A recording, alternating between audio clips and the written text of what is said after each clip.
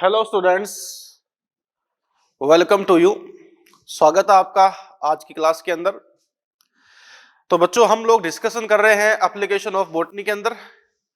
Application of botany के अपने यहाँ पर सिलेबस में 6 लेक्चर है। इसमें से अपना एक लेक्चर पूरा हो चुका है। आज हम लोग अपने एप्लीकेशन ऑफ बॉटनी के सेकंड लेक्चर के अंदर बात शुरू करेंगे। तो देखो बेटा, बड़ा ही इंपॉर्टेंट अपने पास टॉपिक ये है, और ये काफी आप कह सकते हो कि आपके आसपास जो चीजें होती है उससे जुड़ा हुआ चैप्टर है। ठीक है, तो हम लोगों ने पहले बात की थी एल्कोहल के बारे में। आज हम लोग चर्चा करते हैं इंडस्ट्रियल प्रोडक्ट्स के अंदर next product after alcohol, after beverage. इसके बाद में हम लोग बच्चों चर्चा करते हैं आज एंटीबायोटिक के बारे में, प्रतिजैविक के बारे में। तो एंटीबायोटिक के बारे में हम लोग क्या करते हैं, डिस्कस करते हैं, चर्चा करते हैं। सुनो बड़े ध्यान से। इंडस्ट्रीज के अंदर जो प्रोडक्ट बनते हैं उन प्रोडक्ट में सबसे पहले हमने डिस्कशन किया था किसके बारे में, किसके अबाउट, एल्कोहल के अबाउट। एल्कोहल जो है वो यीस्ट से बनती है। एल्कोहल को हम लोग 2 कैटेगरीज में डिवाइड कर सकते हैं, डिस्टिलेशन के थ्रू बनने वाले एल्कोहल और बिना डिस्टिलेशन वाली एल्कोहल। ये सब बात अपनी होगी थी। चलिए डिस्कशन करते हैं अबाउट एंटीबायोटिक। देखें, सबसे पहले अपन यहां बात करते हैं कि भैया एंटीबायोटिक है क्या। तो देखो बच्चों, बेसिकली ये जो यहां पर एंटीबायोटिक है, इस एंटीबायोटिक के अंदर 2 वर्ड है। एंटीबायोटिक जो है ये 2 वर्ड से मिलके बना है, 2 वर्ड से बनके बना है। एक तो बच्चों यहां पे आता है एंटी, प्लस एक यहां पर क्या आता है, बायो। तो एंटीबायोटिक के अंदर 2 टर्म है, एक तो है एंटी और एक है बायो। एंटी जो है, इस एंटी का मतलब होता है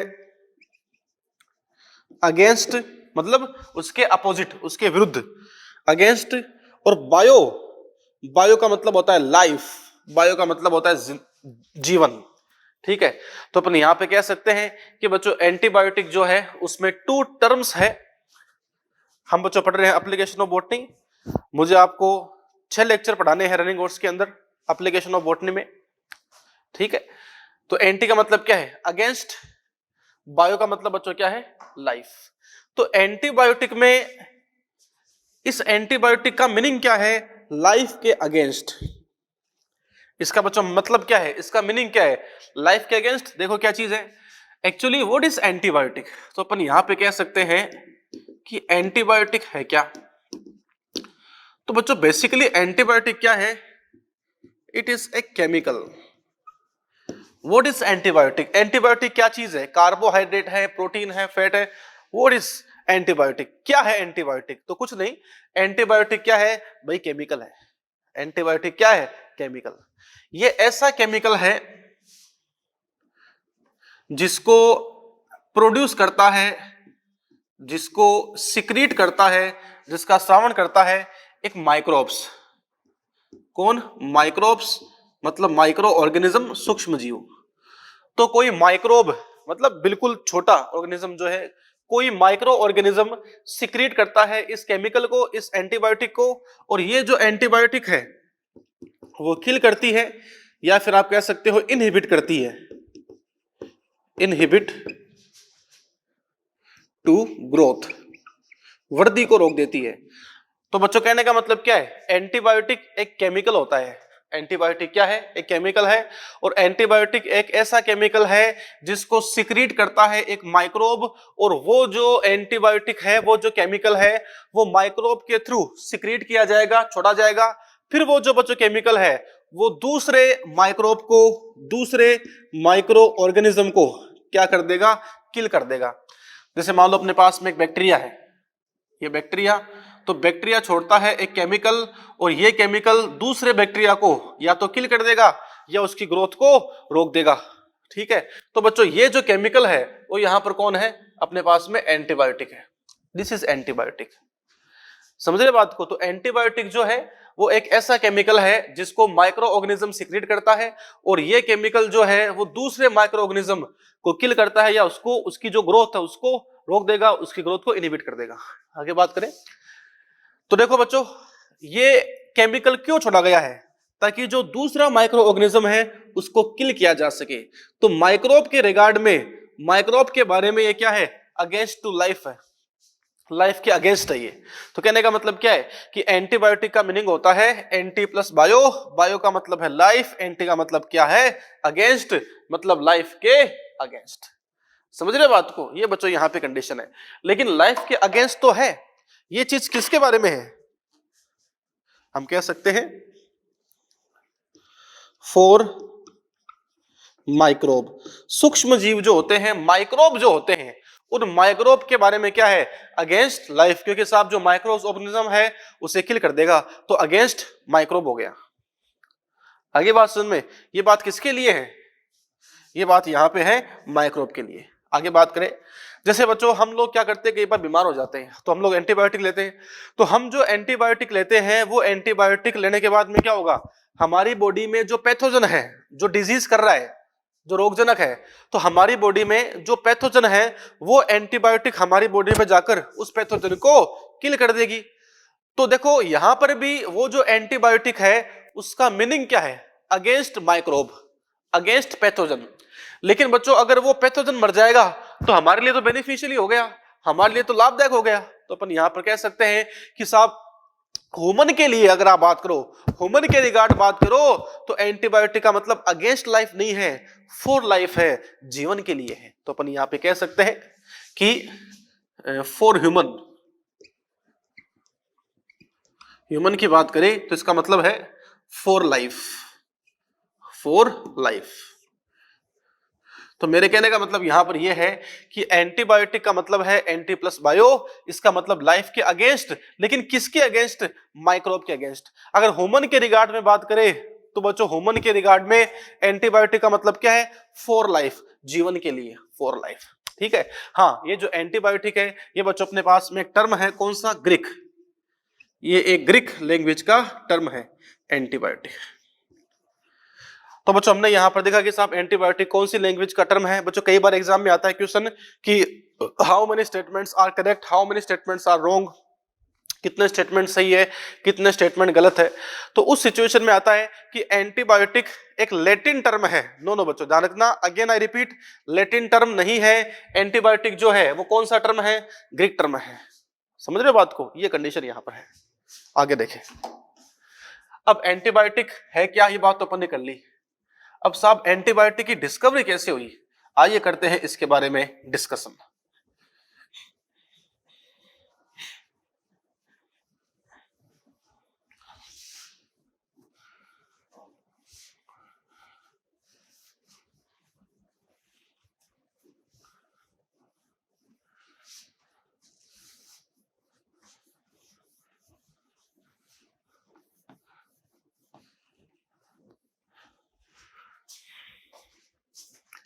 हाँ जी, आगे बात करते हैं। देखो बच्चों एंटीबायोटिक की डिस्कवरी के ऊपर बात करें कि साहब डिस्कवरी ऑफ एंटीबायोटिक की, जो एंटीबायोटिक है इस एंटीबायोटिक की डिस्कवरी कैसे हुई, आइए करते हैं इसके बारे में चर्चा। देखें कैसे हुई एंटीबायोटिक की डिस्कवरी, कैसे हुई एंटीबायोटिक की डिस्कवरी। देखें तो हम कह सकते हैं बच्चों एंटीबायोटिक जो है ये सबसे पहले first of all discovered by, सबसे पहले इसकी डिस्कवरी किसने की, इसकी खोज किसने की थी? नाम इसका है अलेक्जेंडर, अलेक्जेंडर फ्लेमिंग। तो प्यारे प्यारे बच्चों सबसे पहले अलेक्जेंडर फ्लेमिंग ने क्या किया था? डिस्कवरी की थी किसकी? इसने डिस्कवरी की थी एंटीबायोटिक की। आगे बात करें, और ये जो बच्चों डिस्कवरी थी ये एक चांस डिस्कवरी थी। ये क्या थी? एक चांस डिस्कवरी थी। इस बात का मतलब ये है कि अलेक्जेंडर फ्लेमिंग तो एंटीबायोटिक की डिस्कवरी कर ही नहीं रहा था, वो तो अपना चुपचाप एक्सपेरिमेंट कर रहा था, और उस एक्सपेरिमेंट के अंदर बाय चांस गलती से कह दो, अचानक से कह दो, बाय चांस कह दो, अपने आप ही ऑटोमेटिकली उसने किसकी डिस्कवरी कर ली? एंटीबायोटिक की डिस्कवरी कर ली। तो अपन यहां पे कह सकते हैं कि एंटीबायोटिक की जो डिस्कवरी है ये चांस डिस्कवरी थी, ठीक है, जो किसने की थी? अलेक्जेंडर फ्लेमिंग ने की थी। अलेक्जेंडर फ्लेमिंग जो है, अलेक्जेंडर फ्लेमिंग जो है ये अपना एक्सपेरिमेंट कर रहा था। अलेक्जेंडर फ्लेमिंग जो है वो क्या कर रहा था बच्चों? अपना एक्सपेरिमेंट कर रहा था। एक्सपेरिमेंट किस पे कर रहा था? स्टेफिलोकोकस जो बैक्टीरिया होता है, स्टेफिलोकोकस बैक्टीरिया, अगर प्लूरल की बात करूं तो स्टेफिलोकोकाई बैक्टीरिया। कोकस मतलब एक हो गया, कोकाई मतलब बहुत सारा हो गया, वो बात एक ही है, ठीक है। तो सबसे पहले हम कह सकते हैं कि अलेक्जेंडर फ्लेमिंग जो है उसने बच्चों क्या किया था? अपना एक्सपेरिमेंट वो कर रहा था स्टेफिलोकोकस बैक्टीरिया के ऊपर। उसने बच्चों क्या किया? मेरे ख्याल से आप स्टेप बाय स्टेप समझ रहे हैं। डिस्कवरी एक चांस डिस्कवरी थी, किसने की थी? अलेक्जेंडर फ्लेमिंग ने की थी। वो किस पर अपना एक्सपेरिमेंट कर रहा था? बैक्टीरिया पे अपना एक्सपेरिमेंट कर रहा था। जो स्टेफिलोकोकस बैक्टीरिया है उस पर अपना एक्सपेरिमेंट कर रहा था। बच्चों उसके पास में क्या थी? प्लेट थी। यह है कल्चर प्लेट।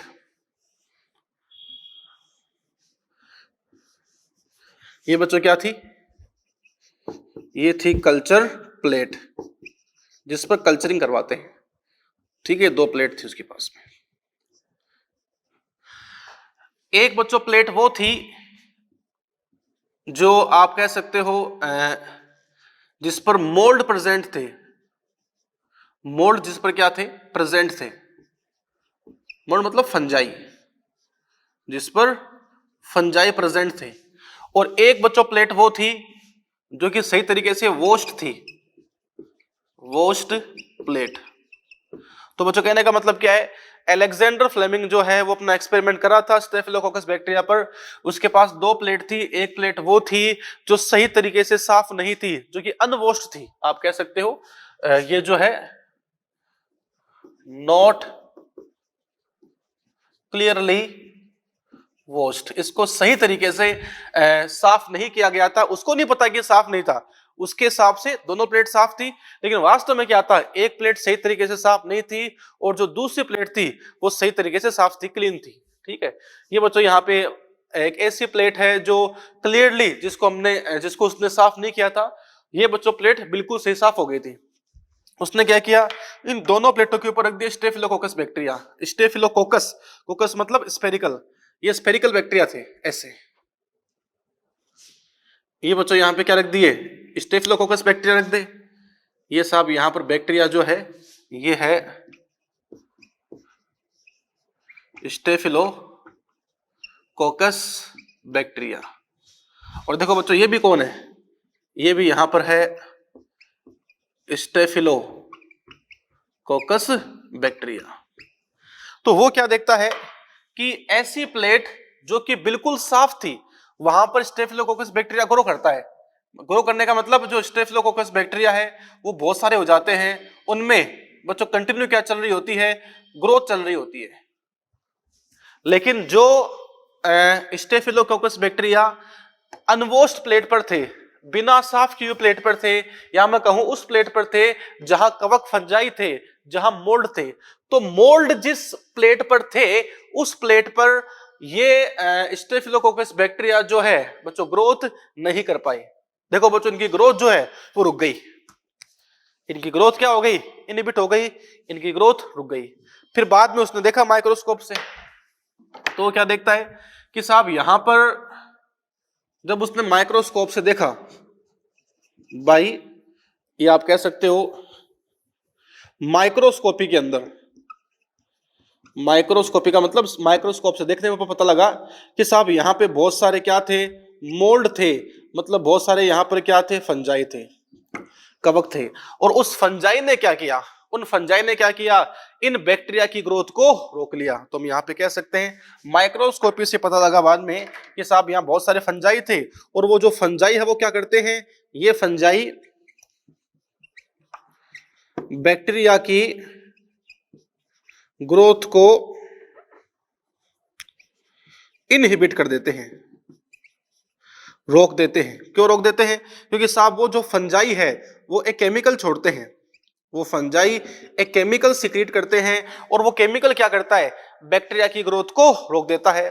ठीक है, फिर बाद में देखा कि साहब ये फंजाई कौन से हैं, तब उसको पता लगा कि साहब ये जो फंजाई है इनका नाम है पेनिसिलियम नोटेटम। ये है पेनिसिलियम नोटेटम।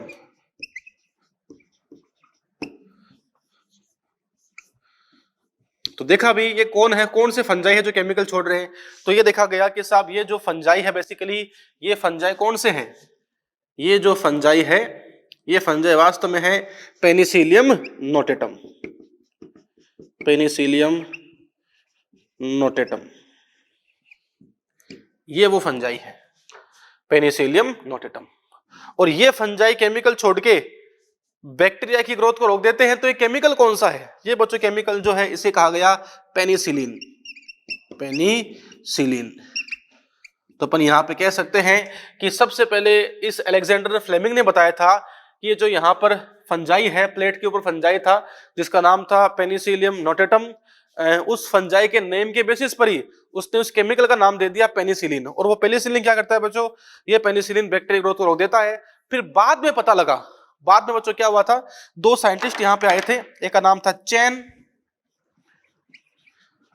और एक का नाम था फ्लोरे। चैन और फ्लोरे। तो बाद में क्या हुआ, इन चैन और फ्लोरे ने बताया था कि ये जो केमिकल है, ये जो केमिकल है वास्तव में केमिकल कौन है? एंटीबायोटिक है। तो उस केमिकल को एंटीबायोटिक के रूप में, एंटीबायोटिक के फॉर्म में एक्सप्लेन किसने किया? चेन ने किया। एंड किसने किया? फ्लोरे ने किया। समझ रहे बात को? ये बच्चों यहां पे कंडीशन थी। ठीक है, फिर बच्चों बाद में क्या हुआ? बाद में हुआ ये कि 1945 में, 1945 की बात है, 1945 जो है एक बड़ा दिन था नोबेल प्राइज का।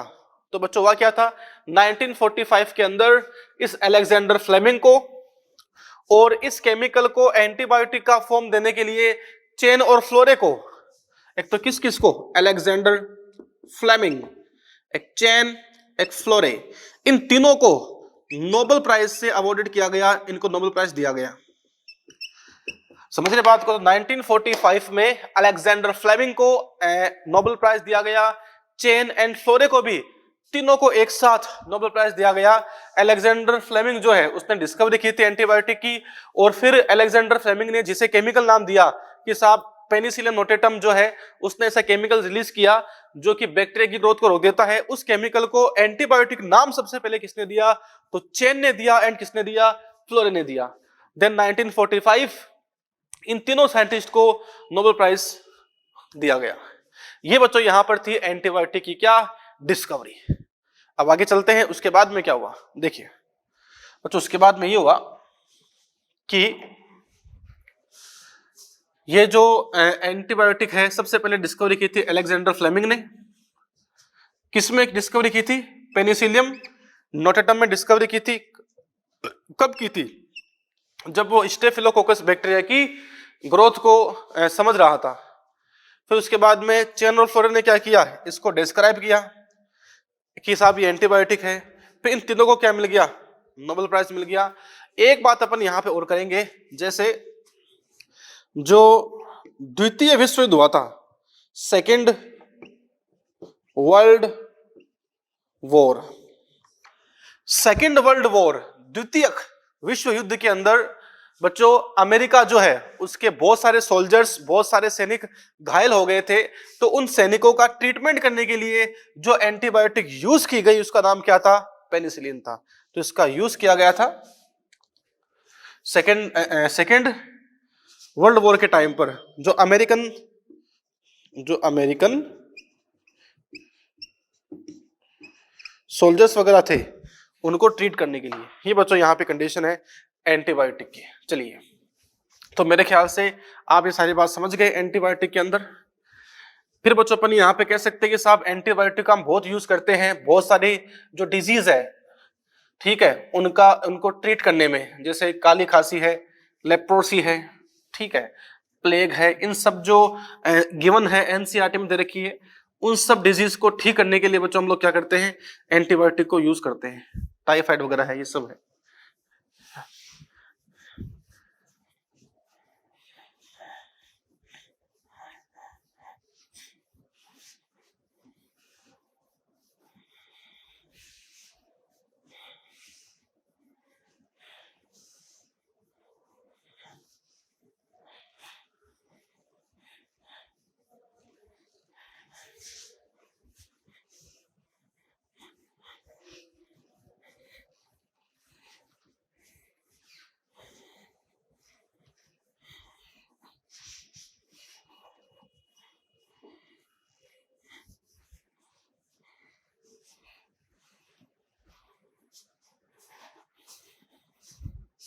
हाँ जी, आगे देखते हैं। नेक्स्ट, इंडस्ट्रियल प्रोडक्ट्स को हम आगे बढ़ाते हैं और बच्चों बात करते हैं कि इंडस्ट्रियल प्रोडक्ट्स के अंदर भी कुछ ऐसे केमिकल्स होते हैं, कुछ ऐसे एंजाइम्स होते हैं, कुछ ऐसे बायो एक्टिव मॉलिक्यूल्स होते हैं जिनका हमने प्रोडक्शन किया है माइक्रोब से। ठीक है, जैसे अपन यहाँ कह सकते हैं, टॉपिक अपना यहां पर होगा नेक्स्ट, केमिकल्स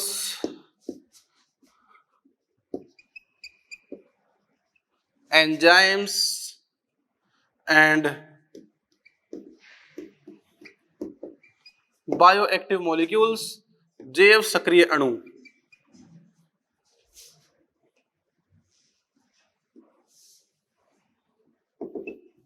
ये सीन है।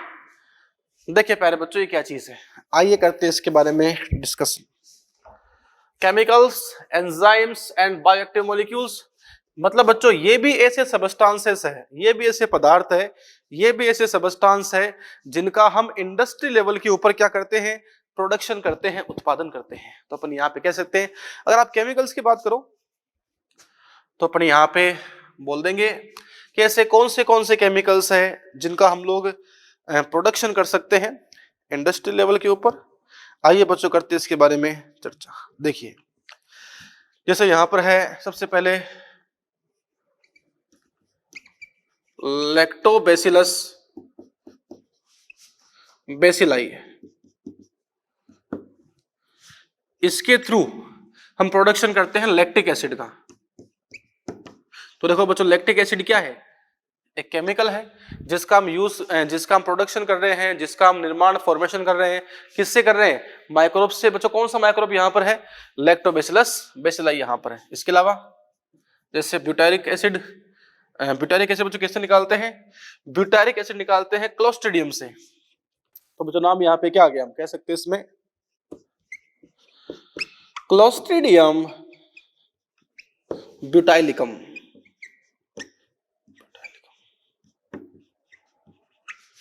इससे निकालते हैं ब्यूटारिक एसिड। तो पहले बच्चों कहने का मतलब मेरा यहां पर यह है कि देखिए इस तरीके से हम लोग बच्चों क्या कर सकते हैं, फॉर्मेशन करते हैं सबस्टांसेस का। समझ रहे बात की, यहाँ पे कंडीशन है ब्यूटाइलिकम, ब्यूटाइरिक। आगे देखो बच्चों, सिट्रिक एसिड, एस्परजिलस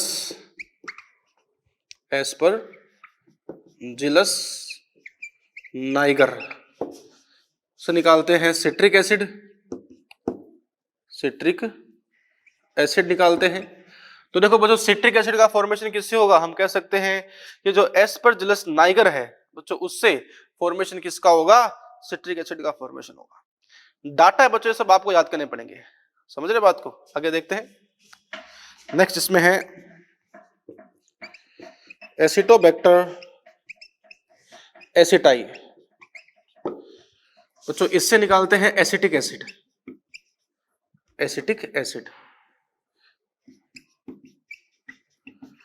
तो देखो बच्चों, ये सारे केमिकल्स हैं, इनका प्रोडक्शन किससे होता है, माइक्रो ऑर्गेनिज्म से होता है। इन सब के लिए आपको ये माइक्रो ऑर्गेनिज्म उपयोग में लेने हैं, काम में लेने हैं। और बच्चों काफी बार एग्जाम में क्वेश्चन में आता है कि लैक्टोबैसिलस बेसिलाई ये क्या है, एक बैक्टीरिया है, क्लोस्ट्रिडियम ब्यूटाइलिकम बैक्टीरिया है, एस्परजिलस नाइगर ये फंजाई है, एसिडोबैक्टर एसिटाई बैक्टीरिया है। तो बच्चों काफी बार ऐसा हुआ है कि ऐसे बोलते हैं कि साहब जैसे मान लो सिट्रिक एसिड का फॉर्मेशन बैक्टीरिया से होता है, बताओ स्टेटमेंट राइट है या रॉन्ग? रॉन्ग है, ठीक है। तो इन आप कह सकते हो कि साहब ये जो यहाँ पर केमिकल्स है, इन केमिकल्स का फॉर्मेशन जिस माइक्रोब से होगा वो माइक्रोब फंजाई है या बैक्टीरिया है, ये भी आपको आना चाहिए। समझे बात को? यू शुड रिमेंबर दैट, आपको ये भी याद होना चाहिए। तो बच्चों हम कह सकते हैं कि साहब लैक्टिक एसिड का फॉर्मेशन बैक्टीरिया से, ब्यूटारिक एसिड का बैक्टीरिया से, सिट्रिक एसिड का फॉर्मेशन फंजाई से करते हैं, और जो एसिटिक एसिड है उसका प्रोडक्शन भी बैक्टीरिया से करते हैं। ये बच्चों यहाँ पर क्या है, कुछ केमिकल्स हो गए। अब बात करते हैं हम लोग कुछ एंजाइम्स के। एंजाइम्स की बात अपन यहाँ करना चाहेंगे। जैसे सबसे पहले lipase enzyme, lipase enzyme.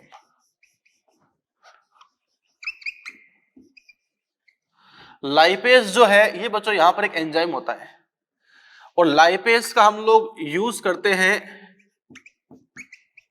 Detergent को मॉडिफिकेशन करने के या फॉर्मुलेशन के अंदर। हम कह सकते हैं डिटर्जेंट बनाने के अंदर, डिटर्जेंट बनाने के अंदर बनाने के लिए हम लोग लाइपेज एंजाइम का बच्चों क्या करते हैं, यूज करते हैं। क्यों करते हैं? क्योंकि बच्चों लाइपेज जो है वो एक एंजाइम है, और ये क्या करता है, जो ऑयल वगैरह है या जो फैट होता है, ठीक है, ऑयल है फैट एक ही है, तो ऑयल जो तेल के धब्बे लग जाते हैं, कई बार देखा होगा आपने कि साहब खाना खाते टाइम पर अपने कपड़ों पर तेल के धब्बे लग जाते हैं, स्पॉट्स बन जाते हैं, लग जाते हैं ऑयल्स के। तो हमारे कपड़ों पर जो तेल के, जो ऑयल के स्पॉट्स लग जाते हैं, जो धब्बे लग जाते हैं, तो बच्चों इस ऑयल को डाइजेस्ट कौन कर देगा, लाइपेज कर देगा। तो हम लोगों ने क्या किया, डिटर्जेंट के अंदर लाइपेज मिला दिया, ताकि अगर मान लो कपड़ों पर कोई तेल के धब्बे हैं तो लाइपेज एंजाइम जो कि डिटर्जेंट में है उस धब्बों को इजीली क्लीन कर देगा, उनको साफ कर देगा। तो लाइपेज का बच्चों यूज क्या है, डिटर्जेंट के फॉर्मुलेशन में है। इसके अलावा एक बच्चों यहां पर एंजाइम आप ले सकते हो पेक्टिनेज, पेक्टिनेज, और आप बच्चों यहां पे साथ में ले सकते हो पेक्टिनेज के साथ में and protease, pectinase and protease.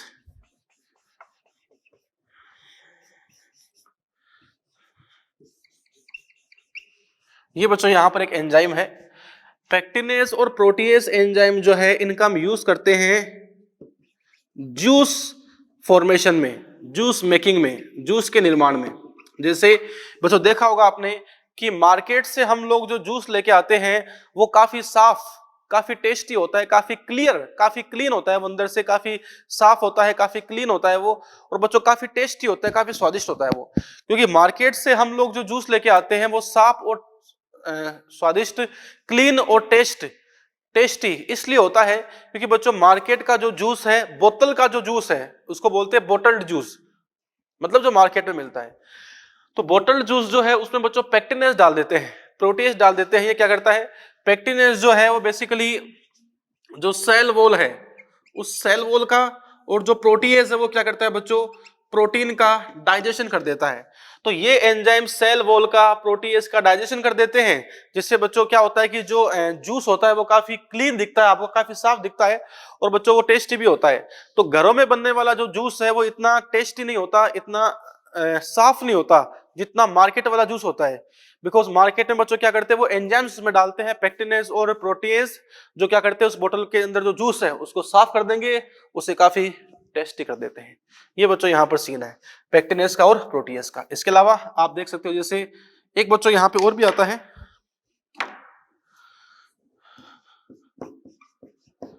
Streptokinase, एक एंजाइम बच्चों यहां पे होता है, क्या नाम है इसका, स्ट्रेप्टोकाइनेज। स्ट्रेप्टोकाइनेज एक एंजाइम है जिसको निकालते हम लोग स्ट्रेप्टोकोकस, जो बैक्टीरिया होता है। इस स्ट्रेप्टोकोकस बैक्टीरिया से बच्चों क्या निकालते हैं, स्ट्रेप्टोकाइनेज एंजाइम निकालते हैं। ये क्या करता है, ब्लड क्लॉट बस्टर है। कहने का मतलब बच्चों ये है कि कई बार हमारे ब्लड जो है, हमारा जो रुधिर है, हमारा जो ब्लड है प्यारे बच्चों, इस ब्लड में कई बार क्लोट बन जाता है बच्चों, कई बार ब्लड का थक्का बन जाता है। तो ब्लड का अगर क्लोट बन जाए हमारी बॉडी में, तो ब्लड के क्लोट को डिसोल्व करने के लिए, उसको वहां से हटाने के लिए, उसको घोलने के लिए, उसको डिसोल्व करने के लिए हम बच्चों वहां पर क्या करते हैं, स्ट्रेप्टोकाइनेस एंजाइम का इंजेक्शन दे देते हैं। तो स्ट्रेप्टोकाइनेस क्या करेगा, ब्लड में अगर बच्चों कोई क्लोट बना हुआ है तो ब्लड के जो क्लोट है उसको डिसोल्व कर देगा, उसको डिसोल्व कर देगा। कौन कर देगा, ये बच्चों यहाँ पे आपका स्ट्रेप्टोकाइनेस कर देगा। कहां से निकालोगे इसको, स्ट्रेप्टोकोकस बैक्टीरिया से निकालेंगे। समझ गए बात को। ये प्यारे बच्चों यहाँ पर सीन है, आपके सामने है कंडीशन। और हम कह सकते हैं कि साहब जो पेशेंट होते हैं जो कि बेसिकली मायोकार्डियल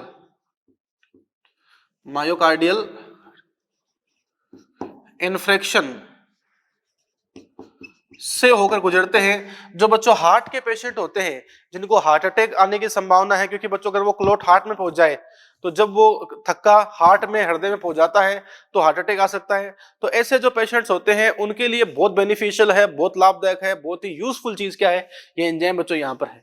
ठीक है, ये बच्चों अपने पास में क्या है, एंजाइम्स वगैरह हो गए। तो हम यहाँ पे कह सकते हैं कि साहब जो एंजाइम्स हैं इनका हम बच्चों क्या कर सकते हैं, यूज ले सकते हैं।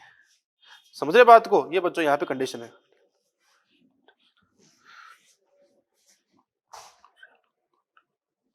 तो बच्चों पहला यहाँ पर क्या था, लाइपेस, ये क्या करता है, जो ऑयल के स्टेन्स होते हैं, जो तेल के धब्बे होते हैं उनको हटा देता है। दूसरा बच्चों कौन है, पेक्टिनेस प्रोटीएस, जूस को साफ और टेस्टी कर देता है। तीसरा बच्चों कौन है, स्ट्रेप्टोकाइनेज है, ये ब्लड क्लॉट बस्टर है।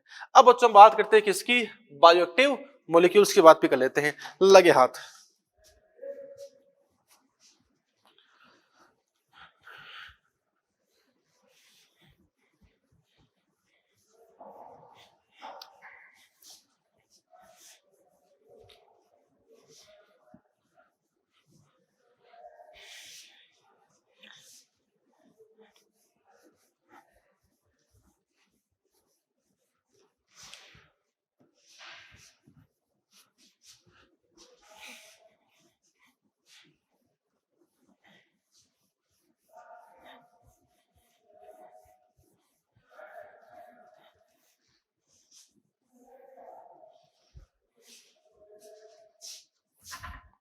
हाँ जी, आगे बच्चों बात करेंगे अपने इसमें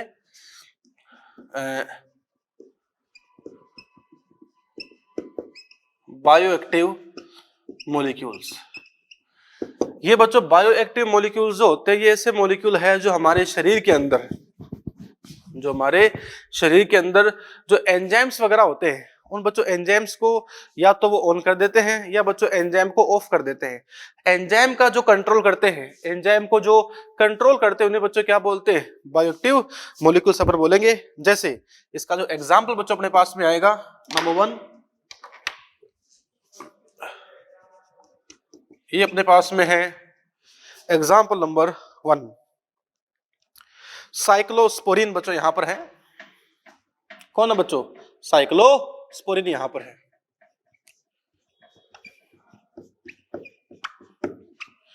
यह बच्चों इसको बोलते हैं साइक्लोस्पोरिन ए। तो बात एक ही है, साइक्लोस्पोरिन या साइक्लोस्पोरिन ए। हम यहाँ पे कह सकते हैं कि बच्चों साइक्लोस्पोरिन ए जो है इसको हम लोग निकालते हैं एक फंजाई से, जिसका नाम है, इसका जो प्रोडक्शन है, it is produced by A fungi जिसका नाम है ट्राइकोडर्मा पोलिस्पोरम।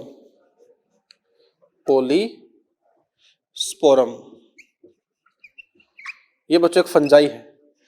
तो ट्राइकोडर्मा पोलिस्पोरम जो कि एक फंजाई है, इस फंजाई से हम लोग बच्चों क्या प्रोड्यूस करते हैं, क्या निकालते हैं, साइक्लोस्पोरिन ए निकालते हैं। ये जो बच्चों साइक्लोस्पोरिन ए है ये इम्यूनो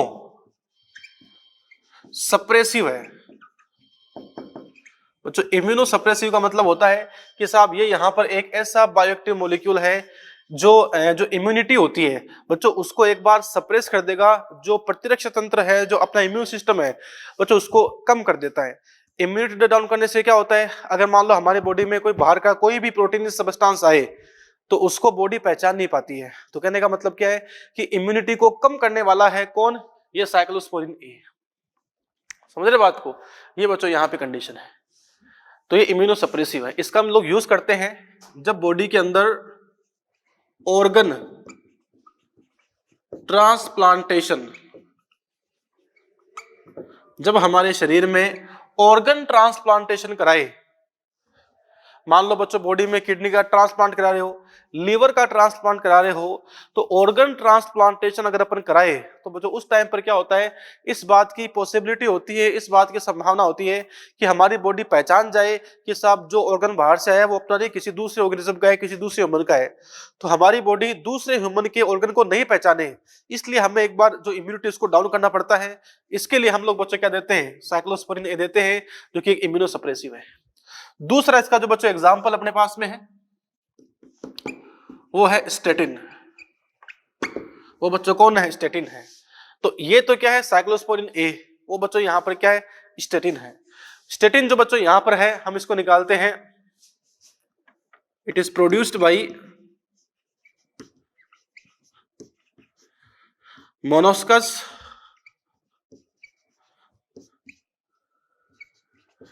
परप्यूरियस। एक नाम बच्चों यहां पे आता है, स्टेटिन जो है उसको हम लोग प्रोड्यूस करते हैं एक मोनास्कस परप्यूरियस से। मोनास्कस परप्यूरियस क्या है बच्चों, मोनास्कस परप्यूरियस जो है वो यहां पर एक यीस्ट है। क्या है बच्चों, ये यीस्ट है। अपन यहां पे कह सकते हैं कि statin is produced by Monascus purpureus yeast से हम इसको निकालते हैं। ये बच्चों क्या करता है, हमारी बॉडी में जो कोलेस्ट्रॉल है, ये कोलेस्ट्रॉल का जो लेवल है, इस कोलेस्ट्रॉल के लेवल को कम कर देता है। मतलब बॉडी में कोलेस्ट्रॉल का जो लेवल है, हमारा जो ब्लड है, ब्लड में जो बच्चों कोलेस्ट्रॉल होता है, ब्लड में कोलेस्ट्रॉल के लेवल को, ब्लड में कोलेस्ट्रॉल के लेवल को ये रिड्यूस कर देगा। कौन कर देगा, स्टेटिन कर देगा। तो अपन यहाँ पे कह सकते हैं कि साहब जो स्टेटिन है वो ब्लड में कोलेस्ट्रॉल लेवल को कम कर देता है। कैसे कर देता है, क्योंकि साहब कोलेस्ट्रॉल का सिंथेसिस, कोलेस्ट्रॉल का सिंथेसिस जिस एंजाइम से होता है, जिस एंजाइम से होता है, ये बच्चों स्टेटिन क्या करता है, उसके साथ में कॉम्पिटेटिव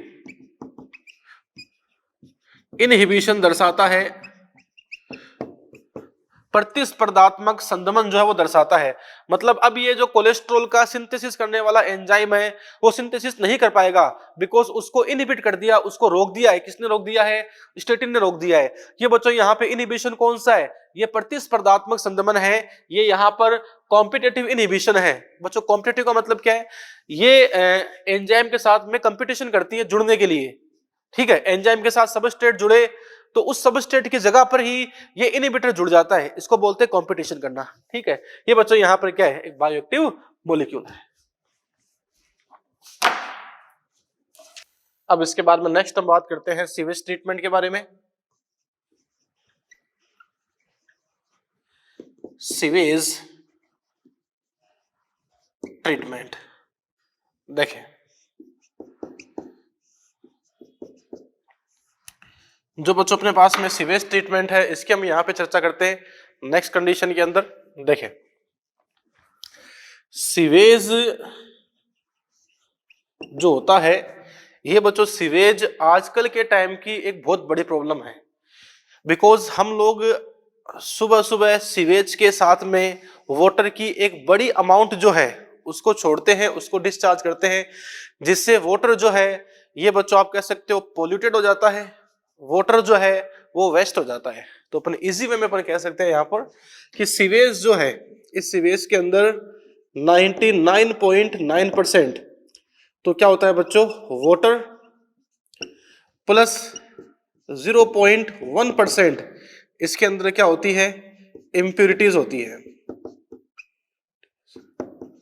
तो अपन कह सकते हैं कि सीवेज जो है इसमें 99.9% तो वाटर है एंड 0.1% इसके अंदर बच्चों क्या है, इम्प्योरिटीज है।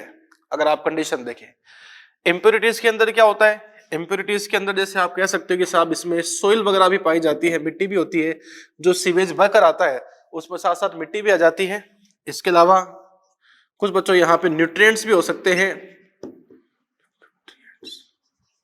बच्चों न्यूट्रिएंट्स का मतलब यहाँ पर है मिनरल्स है, sodium, chloride, potassium, phosphate, calcium, ये सभी यहाँ पे आ जाते हैं। इसके अलावा जो इम्प्यूरिटीज वगैरह है बच्चों, इसके अंदर जो एक्सक्रेटरी सबस्टांस है, जिसको आप लोग कह सकते हैं ऑर्गेनिक सबस्टांस, ये बच्चों एक्सक्रेटरी सबस्टांस, ये बच्चों ऑर्गेनिक सबस्टांस भी यहाँ पे आ जाते हैं। इसके अलावा यहाँ पर जो कपड़े वगैरह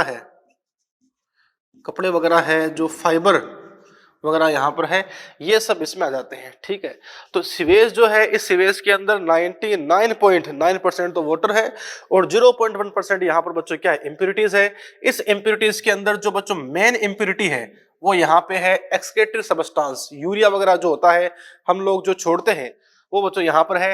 हालांकि इसके अलावा मिट्टी भी आ जाती है, कपड़े वगैरह के टुकड़े भी इसमें होते हैं, न्यूट्रिएंट्स वगैरह जो एलिमेंट्स होते हैं वो सभी बच्चों यहाँ पे आ जाते हैं।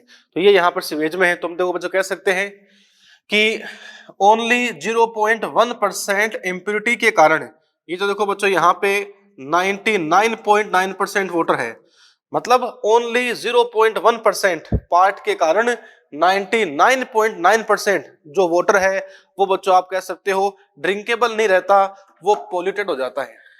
समझ रहे बात को? आगे हम बात करें कि बच्चों हमको सीधा इस सीवेज का जो डिस्चार्ज है, हमें इसको डिस्चार्ज सीधा रिवर के अंदर या आप कह सकते हैं पॉन्ड के अंदर, लेक के अंदर, हमें सीधा बच्चों इनको डिस्चार्ज नहीं करना चाहिए, बल्कि हमको पहले करना चाहिए सीवेज का ट्रीटमेंट।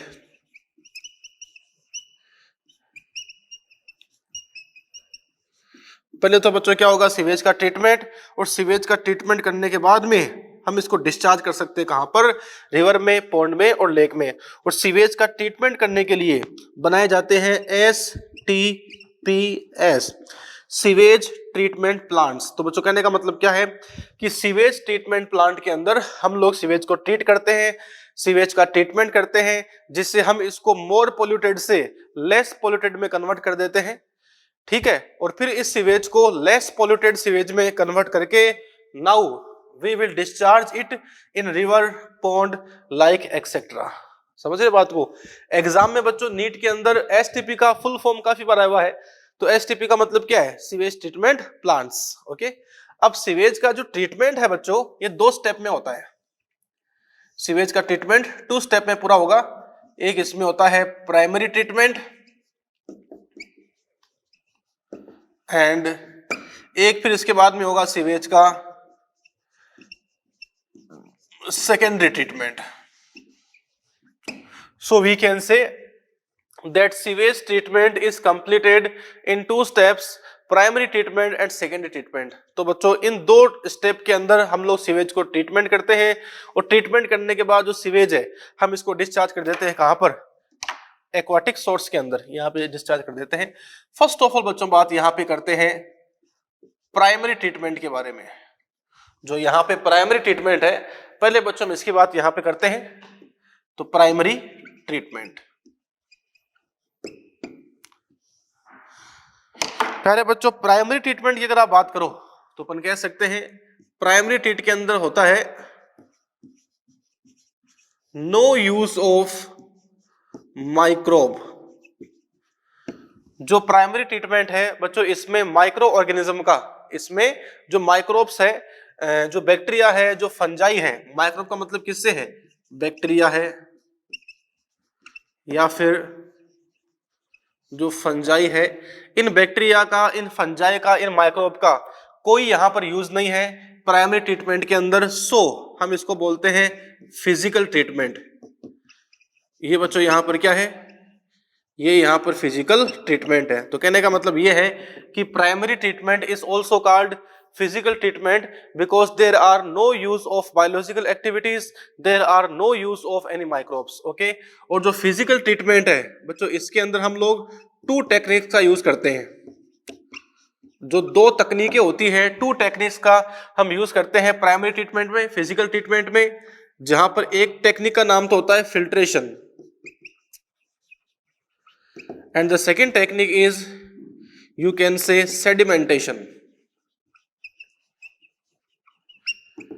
तो सेडिमेंटेशन एंड फिल्ट्रेशन, ये बच्चों यहां पर दो क्या है टेक्निक है जिनका हम यूज करते हैं, जिनका हम लोग यूज करते हैं किसमें, फिजिकल ट्रीटमेंट के अंदर हम इनका यूज करते हैं।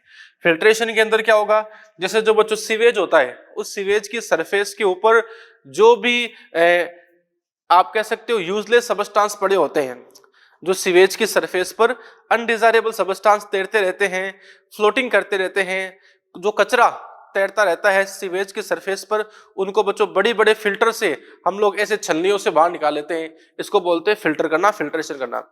जब उस सीवेज को आप काफी टाइम तक छोड़ देते हो तो मिट्टी वगैरह या जो हाई डेंसिटी के सबस्टांस होते हैं वो सीवेज में नीचे बैठ जाते हैं। फिर जो सबस्टांस नीचे बैठ गए उसको वहां से रिमूव करना, दैट इज कॉल्ड सेडिमेंटेशन। तो filtration is occurred on the surface of sewage and sedimentation is occurred in benthic part of sewage. जो सीवेज का बेंथिक जो नीचे वाला पोर्शन है, जो डीप पोर्शन है, वहां पे हम लोग करते हैं सेडिमेंटेशन। तो देखो बच्चों अपने पास में दो टेक्निक हो गई, किसमें, प्राइमरी ट्रीटमेंट के अंदर। समझ रहे बात को, ये यहाँ पे कंडीशन है।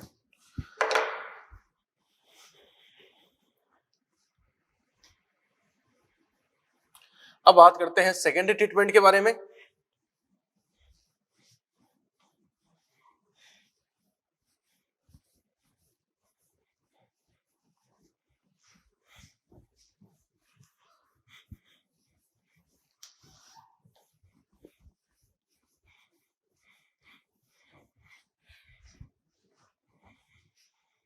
हाँ जी, आगे बात करते हैं नेक्स्ट, इसमें नंबर 2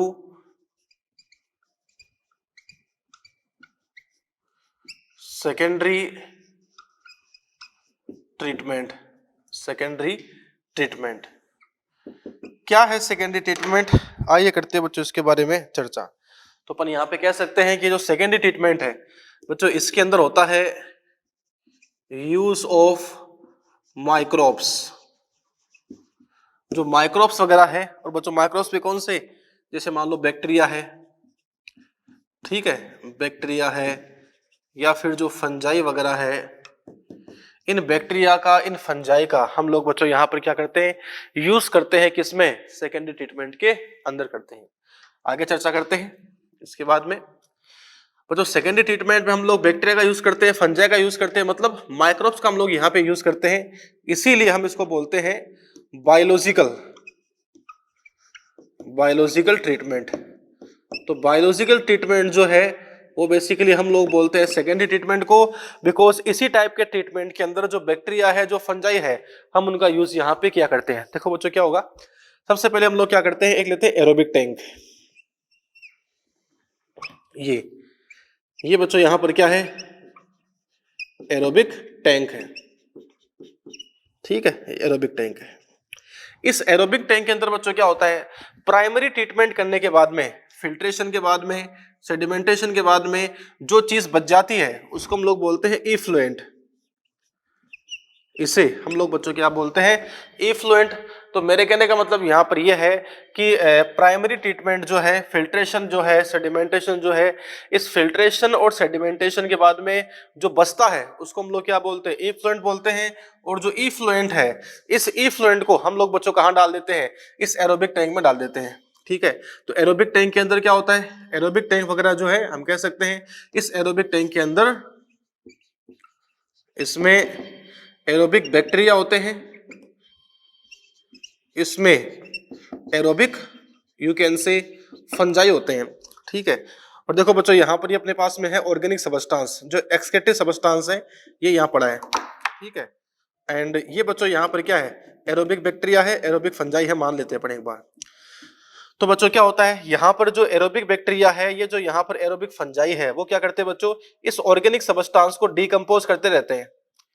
ये जो एरोबिक बैक्टीरिया है, एरोबिक फंजाई, काम क्या इनका, इन माइक्रोब्स का वर्क है, इन एरोबिक माइक्रोऑर्गेनिज्म का वर्क है, इनका फंक्शन है कि जो ऑर्गेनिक सबस्टांस है इनको डिकम्पोज करना। और ऑर्गेनिक सबस्टांस को डिकम्पोज करने के लिए ये बच्चों यहाँ पर क्या करते हैं, जो O2 अवेलेबल है, इस O2 का यूज करते हैं। तो मेरे कहने का मतलब यहाँ पर ये है ये जो एरोबिक बैक्टीरिया है, एरोबिक फंजाई है, ये वाटर में सोल्यूबल O2 का यूज करके इस ऑर्गेनिक सब्सटेंस को डिकम्पोज करते हैं। ठीक है, तो बच्चों यहाँ पर क्या है, ये जो एरोबिक बैक्टीरिया है, ये जो एरोबिक फंजाई है, वो यहाँ पर जो ऑर्गेनिक सब्सटेंस है, जो फिकल सब्सटेंस है, इनको बच्चों डिकम्पोज करते रहते हैं। और इनको डिकम्पोज करने के लिए रिक्वायरमेंट किनकी होती है, O2 की। तो मैं कह सकता हूँ कि जो एरोबिक टैंक है, इसमें एरोबिक बैक्टीरिया, एरोबिक फंजाई होते हैं। ये बच्चों क्या करते हैं, वाटर में सोल्यूबल O2 का यूज करके जो ऑर्गेनिक सब्सटेंस है, इन ऑर्गेनिक सब्सटेंस को क्या कर देते हैं, इनको डिकम्पोज कर देते हैं। ये बच्चों यहां पर क्या है, कंडीशन है। आगे देखें, अब एक नाम बच्चों यहां पे होता है बीओडी। बीओडी का मतलब हुआ करता है बायोकेमिकल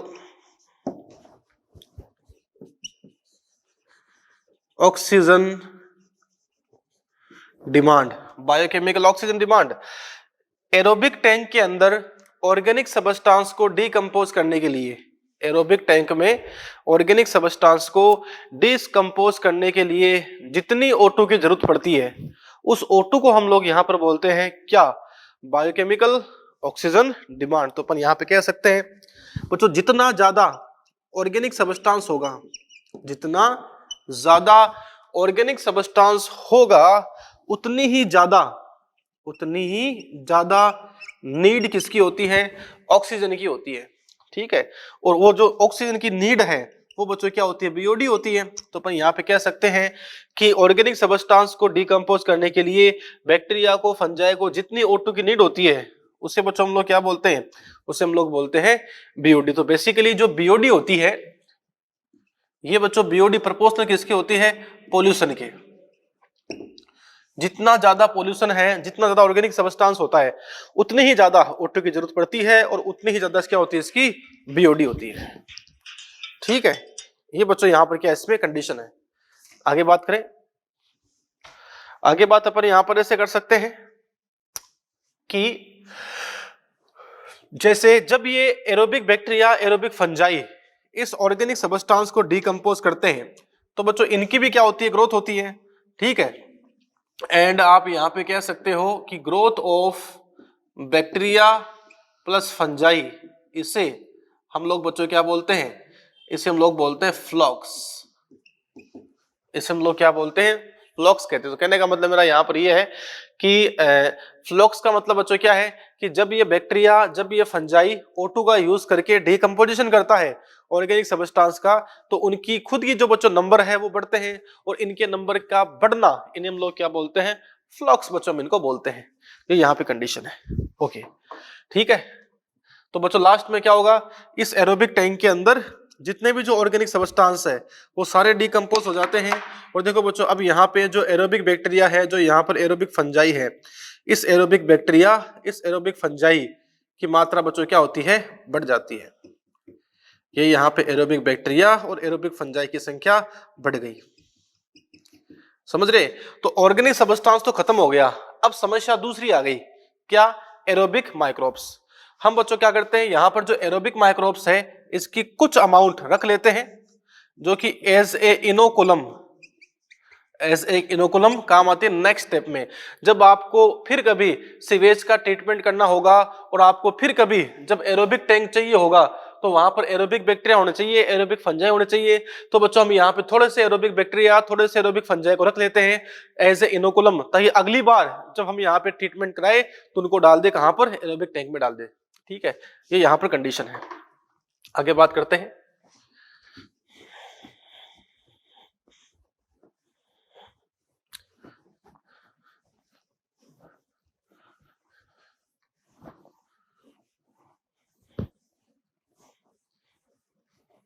हाँ जी, कंडीशन देखते हैं अपने आगे।